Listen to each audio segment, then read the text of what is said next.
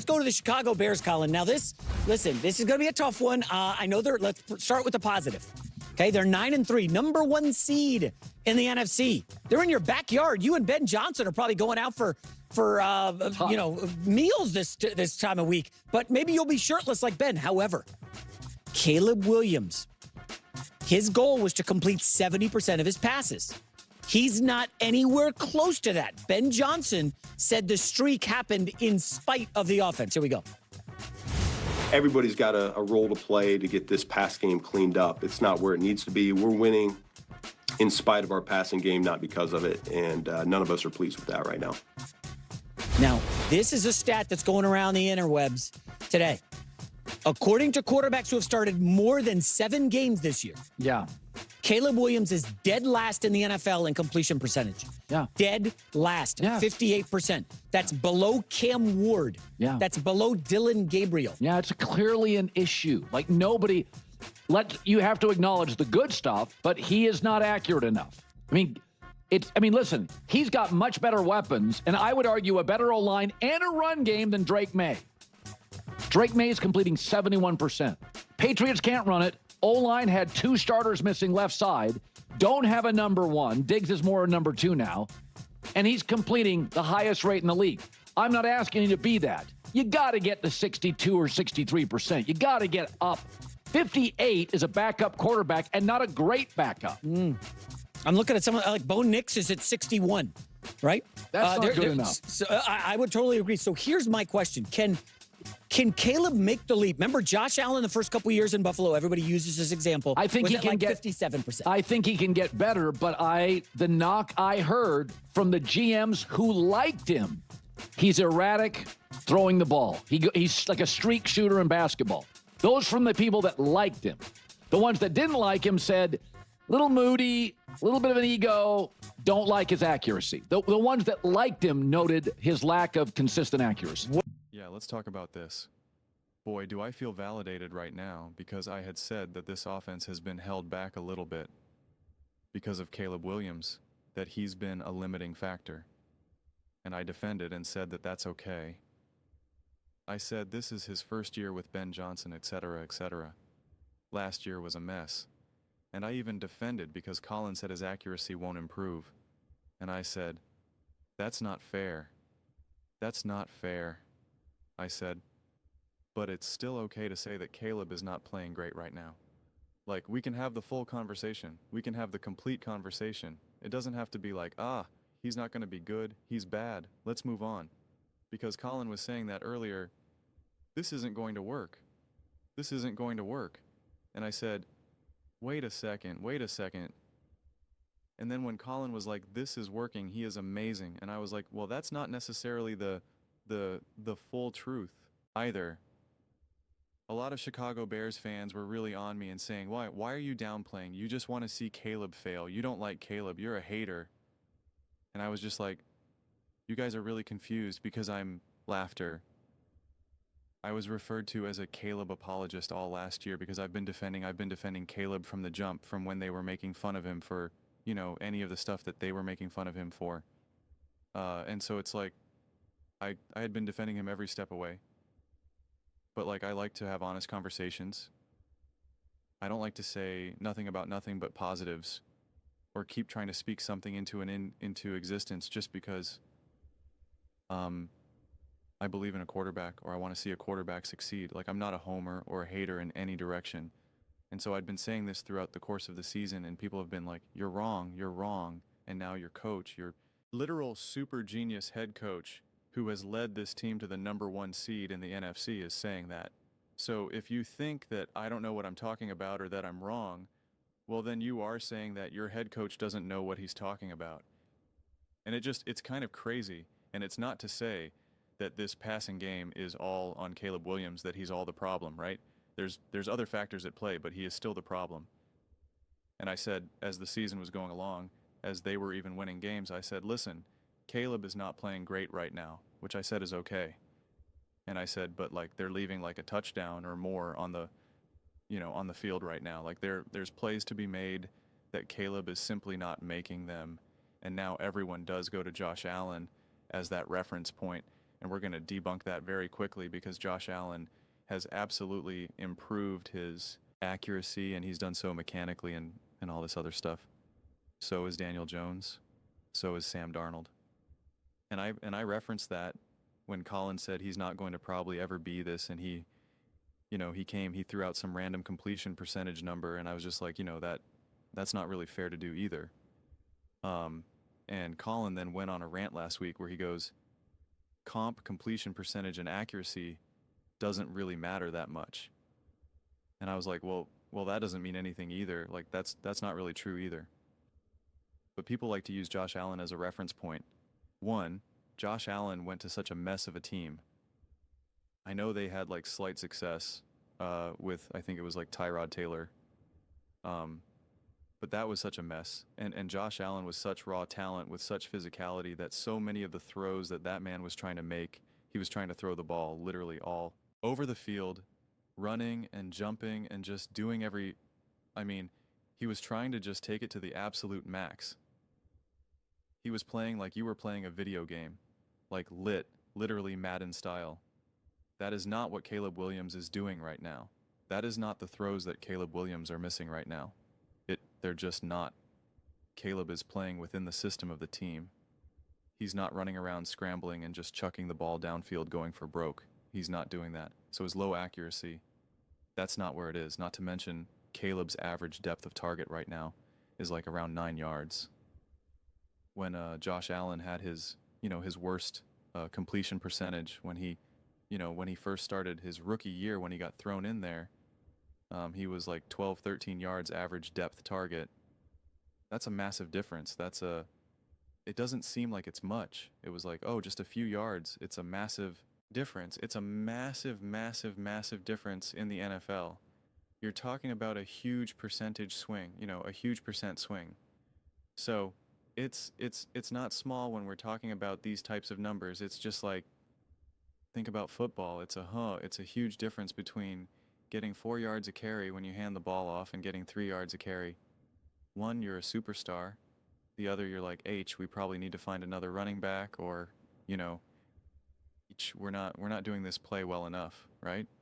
Like it's a major difference. It's a major difference. So that's what I was trying to say before about Josh Allen going for broke. These deep targets, constantly trying to make a play. Like, he still has that in him right now, where if he was definitely a little bit more conservative, you would say, okay, his completion percentage would probably be even higher right now. That's not where Caleb's accuracy issues lie right now. They just don't. And that's very obvious.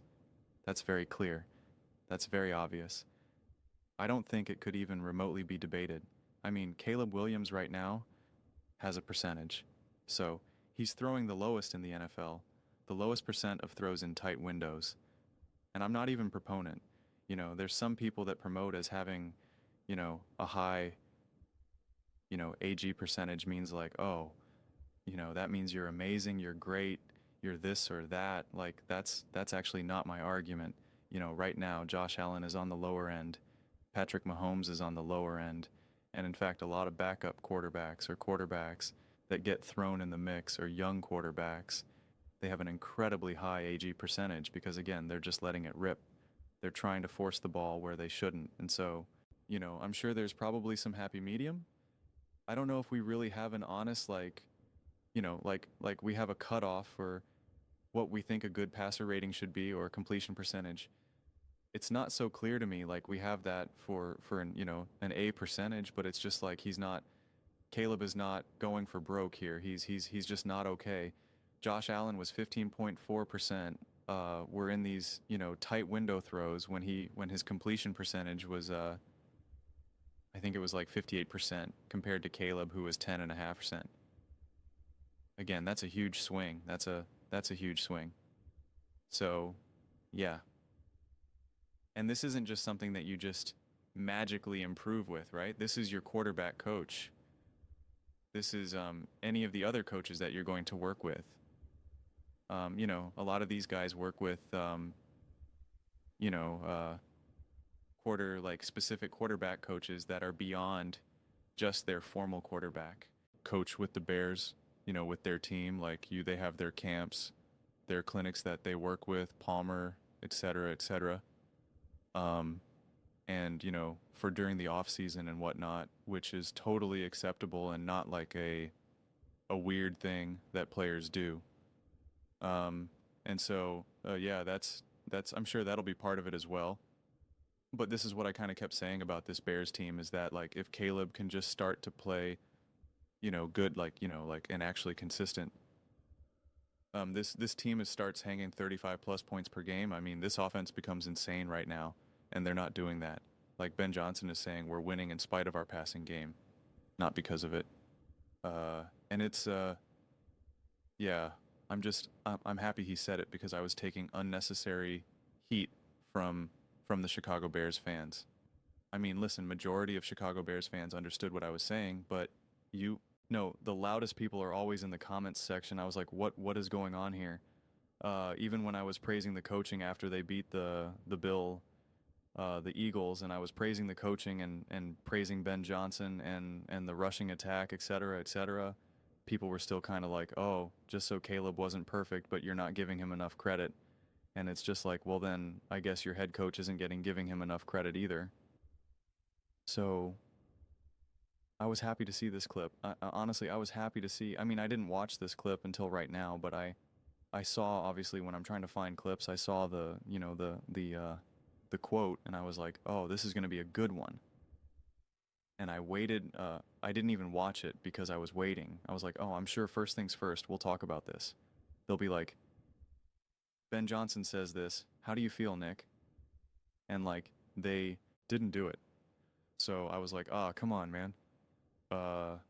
So this is the way that I decided to kind of unpack this conversation. But like, I just want to emphasize that I think it's okay, and I can't emphasize this enough. I think it's okay that Caleb is struggling in that regard. I expect it to be better, and I also feel as though you have to say it needs to be better, but you also can't automatically say that it will get better. This is nothing to worry about. Like, you can't just shoo it away either. And it's also okay to credit and say, yeah, Drake May is more accurate, right? Any other quarterbacks that you want to use in this instance are more accurate. Like, this is a legitimate weakness that Caleb Williams is dealing with right now. And I got news for you. You know, we always try to talk about how great is a quarterback and what can they do? Are they dependent on their coaching or their roster or this or that? And it's just like, you know, I'm the one that always emphasizes coaching. I emphasize it all the time. Coaching. Mahomes wouldn't be Mahomes without Andy Reid, et cetera, et cetera. But people get that twisted by thinking that I'm saying that Mahomes would be nothing, that he would be trash, and there's no Mahomes without Andy, and that you know, it's all Andy. It's like, I'm not saying that either. I believe Mahomes would be resilient and would be great no matter where he is, but he wouldn't be the Mahomes without Andy. Like, you need that great coach alongside of you. But like, the way how Caleb is playing right now, if you don't have the coach, you're really fallen. I mean, if Ben Johnson was not the coach right now and you had this exact roster, they would not be where they're at right now. They would not have the success that they're having right now. This right now currently is a Ben Johnson Bears team. There's just no doubt in my mind. No doubt in my mind. Once you can have the quarterback start to carry more of that weight and not just have it in a few random moments when you're like, oh, wow, that was a great scrambler. Oh, wow, that was a nice throw. Like, just more consistently just executing and running the offense, drive after drive after drive, game after game after game. That's really when you get to springboard into just, you know, greatness. But as of right now, Caleb cannot do that, right? He just can't. You take away Ben Johnson from this team right now and just give him like an average coach. This team is nowhere near. This team is fighting to get into the playoffs because Caleb's production would drop and would drastically hold this team back because, again, think about what he's saying. He's saying we're winning in spite of our passing game. That's the number, that's the main thing that the quarterback has to do. I say that the number one thing a quarterback has to do is run the offense, execute the offense.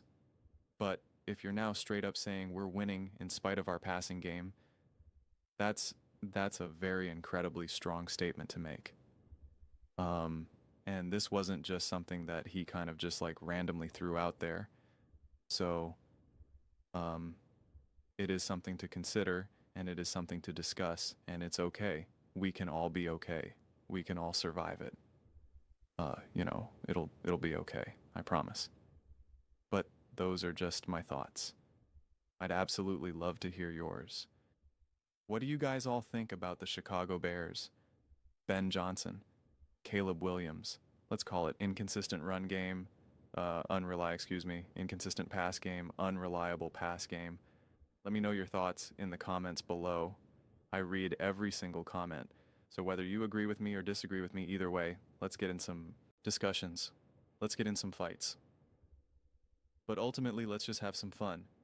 And please do consider subscribing.